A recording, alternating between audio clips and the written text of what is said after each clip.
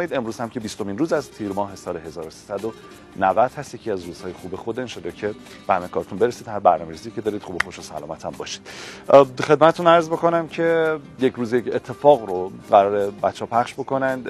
یکی از یه سعی زده به یک نمایشگاهی بفرمایید که توضیح تکمیلی در خود همین یک روز یک اتفاق باشه. بعد هم خدمتتون خواهیم بود. دعوت می‌کنم همچنان اگر فرصت دارید همقدمی خودتون با صبح خیر ایران رو اونها از شبکه اول حفظ بفرمایید.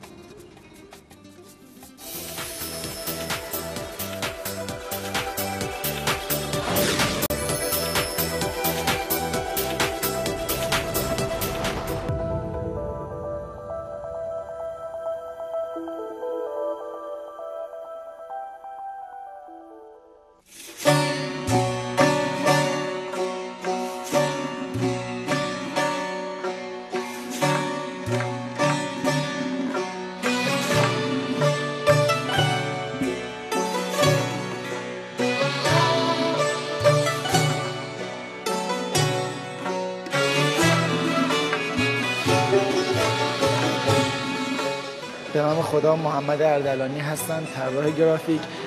نمایشگاهی که دارید مشاهده می‌کنید نمایشگاه قسمتی از آثار تایپوگرافی من با موضوع حضرت علی که طی 12 سال گذشته طراحی شده.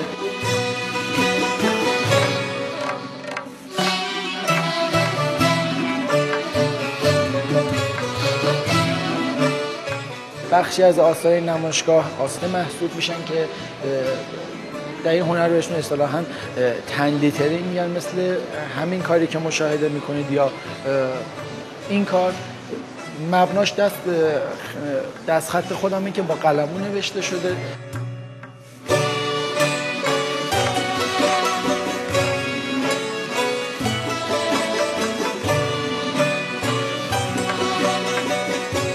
قسمت دیگه از کار من پوسترها هستن که بر اساس سفارش‌ها شکل گرفتن برای معرفی رویدادها، اتفاقات، مراسم‌ها بوده که وظیفه اطلاع رسانی به عهده داشته، برای همین خوانیایی بهتری دارن. ولی بخش دیگه از آثار مثل این آثار هنری محسوب میشن و پوستر نیستن و وظیفه انتقال مستقیم معنا رو ندارن و به اندکی فکر کردن و تفکر بیشتر نیاز دارن، زمان بیشتری یا خواندنشون نیاز داره که این کارم از جمله همون کار هاست که باز هند رایتینگ محسوب میشه و تو این کار من قسمت از دعای نادر علی رو نوشتم.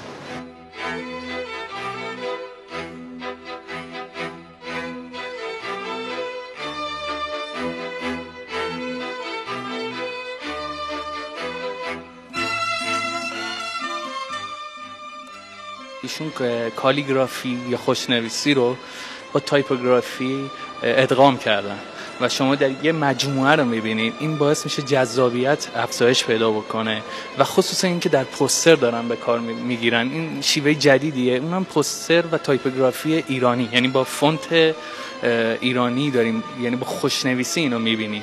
یک رنگ و بوی ایرانی تو کارش هست.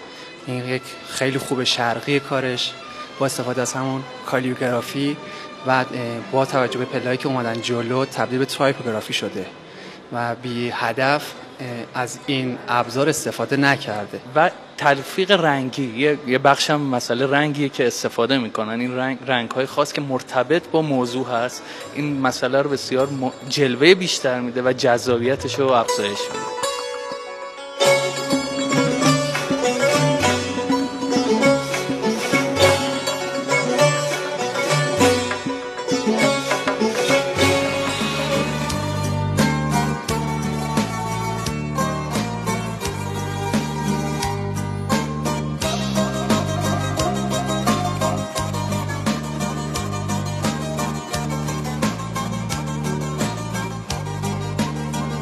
هر کاری که انجام میدم، هر کار جدیدی که انجام میدم لذت میبرم و به خاطر هیچ وقت از کارم خسته نمیشم. تلاش میکنم بیشتر بفهمم، بیشتر هنر سنتیمون رو بشناسم، بیشتر با گرافیک دنیا آشنا بشم و بیشتر با هنرمندای بقیه دنیا ارتباط بگیرم و بتونم که هنر مملکتمون به اون جایگاهی واقعی که حقشه تو دنیا برسونم.